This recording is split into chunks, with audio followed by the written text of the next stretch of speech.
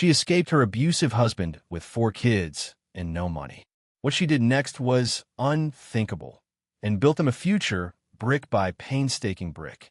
The night Cara Brookins decided she had to leave, the kitchen floor was still sticky with spilled orange juice, a silent testament to the rage that had erupted just hours before. Her youngest, Roman, only 7, had tried to clean it up, his small hands trembling, his eyes wide with a fear that had become all too familiar. Jada, 15, stood frozen in the doorway, her usual teenage defiance replaced by a hollow, defeated look. Hope, 11, and Drew, 17, were upstairs, likely pretending not to hear, a coping mechanism they'd all perfected. Cara, her heart a bruised, frantic bird trapped in her chest, knew this was it. This wasn't just another argument. It was a chasm opening beneath them, threatening to swallow them whole. She wouldn't let it. Tonight, they would leave. Little did she know that their escape wouldn't just lead them to safety, but to an act of creation so audacious, it would defy all expectations, a testament to a mother's unwavering love and a family's unbreakable spirit. The abuse had been a slow, insidious creep, like ivy strangling a once mighty oak. It started with words, cutting remarks disguised as jokes, constant criticisms that chipped away at Cara's self-worth. "You're so clumsy, Cara," he'd sneer after she'd accidentally knocked over a glass. "Can't you do anything right?" Then came the controlling behavior. He monitored her phone calls, questioned her every move, isolated her from friends and family. The first shove had been during an argument about money. He claimed she was irresponsible, incompetent. Cara had stumbled backward, catching herself on the counter, her breath stolen by the shock more than the impact. "Don't you ever talk to me like that again," he growled, his face inches from hers. She nodded, numb, already making excuses for him in her head. He's stressed. He doesn't mean it. It's my fault. The violence escalated in fits and starts. A slammed door that shattered a picture frame. A thrown plate that narrowly missed Hope's head. The children learned to walk on eggshells, their laughter muted, their spirits dimmed. The breaking point came on a seemingly ordinary Tuesday evening. Drew had defended Cara during an argument, and her husband had turned on him, his face contorted with fury. Cara had stepped between them, shielding her son, and felt a searing pain in her arm as her husband's fist connected. It wasn't the physical pain that broke her. It was the look in Drew's eyes, a mixture of terror and a chilling, adult understanding. That night, as her husband slept, Cara packed a few bags in the dark, her hands shaking so badly she could barely zip them. She woke the children, her voice a strained whisper. "We're leaving. Now." The rental house in Bryant, a small town outside Little Rock, was a shoebox. For rooms, peeling paint, and a pervasive smell of mildew. It was a far cry from the spacious suburban home they'd left behind, but it was safe. The silence, however, was deafening, broken only by the occasional sob from Roman or the anxious pacing of Jada. Cara worked double shifts as a computer programmer, juggling spreadsheets and code while battling a constant, gnawing fear. Money was terrifyingly tight. She skipped meals to ensure the children had enough, her own body growing thin and fragile. The weight of responsibility pressed down on her, suffocating her. It was a Sunday afternoon, a rare day off. Cara was driving the children back from a visit to a local park, trying to inject some semblance of normalcy into their shattered lives. The Arkansas countryside rolled past, a tapestry of green fields and weathered barns. The air was thick with the scent of honeysuckle and impending rain.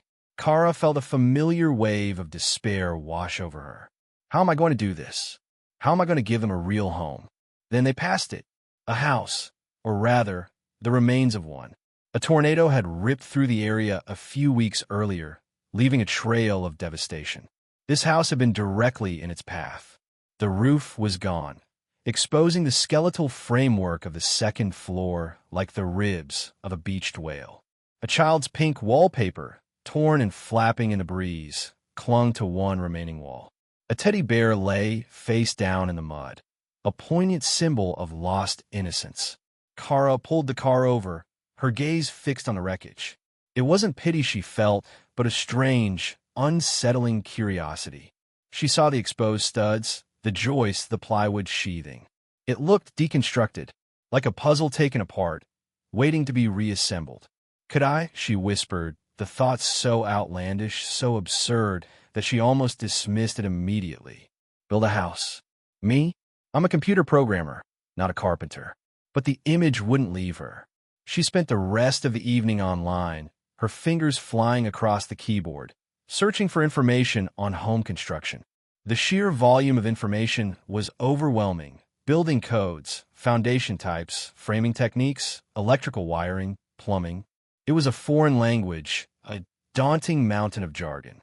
She found herself on YouTube, watching videos of contractors framing walls, installing windows, laying shingles. She watched them again and again, pausing, rewinding, taking notes. A tiny seed of hope began to sprout in the barren landscape of her despair. That night, she told the kids. Jada, ever the pessimist, scoffed. Drew, practical and reserved, raised an eyebrow, but offered a hesitant, "If anyone can, Mom, you can." Hope's eyes lit with an excitement that Cara hadn't seen in months. Roman just hugged her tight and whispered, "Can I help?" The next few months were a blur of hard labor, relentless learning, and a constant, gnawing fear of failure. Cara secured a construction loan, a risky move that left her with even less financial margin for error. She became a regular at the local hardware store, her initial awkwardness gradually replaced by a quiet confidence. The YouTube channels Essential Craftsman and Home Renovision DIY became her constant companions. She learned to read blueprints, to calculate angles, to wield a hammer and saw with a growing proficiency. The children, despite their initial skepticism, became her crew. Drew, with his natural aptitude for mechanics, took charge of the plumbing and electrical work under the careful supervision of licensed professionals, of course. Jada, surprisingly, found a knack for detail work, meticulously sanding and painting. Hope became the materials manager, organizing tools and supplies with an efficiency that belied her age. Roman, the youngest, was the designated gopher, fetching tools, carrying water, and providing endless enthusiasm. The physical toll was immense. Cara's hands, once accustomed to the smooth keys of a keyboard, became calloused and blistered. Her back ached, her muscles screamed, her body felt perpetually exhausted. There were setbacks that threatened to derail the entire project. A load of lumber arrived warped and unusable. A sudden downpour flooded the foundation, setting them back weeks. A building inspector flagged a minor code violation, requiring costly adjustments. One particularly brutal day, after a wall they'd painstakingly framed collapsed in a heap of splintered wood, Cara broke down. She sat amidst the debris, tears streaming down her face, her body shaking with exhaustion and despair. "I can't do this," she sobbed, her voice raw. "It's too much. I'm failing them." It was Jada, the cynical teenager, who surprised her. She knelt beside her mother, her own eyes red-rimmed, and put a hand on her arm. "Mom," she said, her voice surprisingly gentle, "we're doing this. Together. We're not going back. Remember?" That moment, that simple act of solidarity, reignited Cara's determination. She wiped her tears, took a deep breath, and got back to work. They rebuilt the wall, stronger this time, their teamwork honed by shared adversity. Neighbors, initially skeptical and even judgmental of the crazy woman building a house with her kids, started to offer help. An old farmer brought over his tractor to help clear the land. A retired carpenter offered advice on framing techniques. A group of women from a local church brought over casseroles and lemonade. These small acts of kindness, these unexpected gestures of support, fueled their spirits and reminded them that they were not alone. There were moments of joy, too.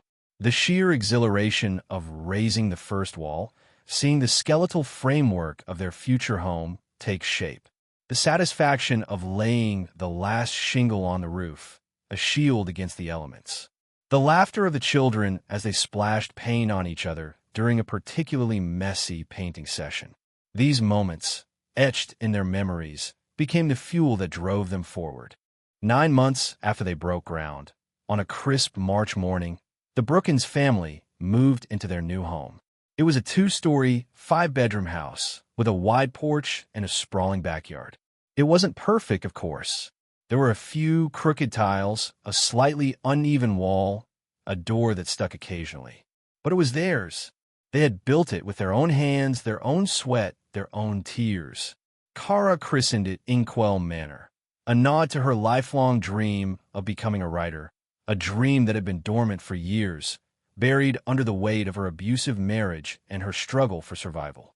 The name also represented the stories they had created together, the indelible mark they had made on the world. Life in Inkwell Manor was a revelation. The children blossomed. Jada's cynicism began to melt away, replaced by a newfound confidence. Drew discovered a passion for engineering. Hope's artistic talents flourished. Roman, no longer haunted by fear, filled the house with his laughter. Cara, surrounded by the tangible evidence of her strength and resilience, felt a sense of peace she hadn't known in years. The house, however, was just the beginning. Inspired by their extraordinary journey, Cara began to write. She poured her heart and soul into her first novel, a story of resilience, hope, and the power of family. It was a success, followed by several more. Then came the memoir, Rise, How a House Built a Family, a raw, honest account of their ordeal and their triumph.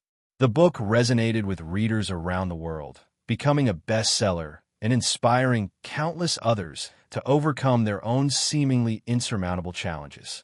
Reflecting on the journey, Cara often marveled at the sheer audacity of it all. "I was a 110-pound computer programmer," she'd say, a hint of wonder in her voice. "I had no experience, no training, nothing but a desperate need to give my children a safe home and a crazy idea sparked by a ruined house. But we did it. We built a house, and in doing so, we rebuilt our lives." She understood building the house wasn't just about a physical structure. It was therapy. It was healing. It was, and would always be, their story. Years later, Inkwell Manor stands as a testament to the power of the human spirit, a beacon of hope for anyone facing seemingly impossible odds. The Brookins family gathered around the dinner table, their laughter echoing through the rooms they built together, are living proof that even in the darkest of times, with enough determination, love, and a little help from YouTube, anything is possible. The scars of the past remain, but they're faded now, reminders not of pain, but of the incredible strength they found within themselves, the strength to rise.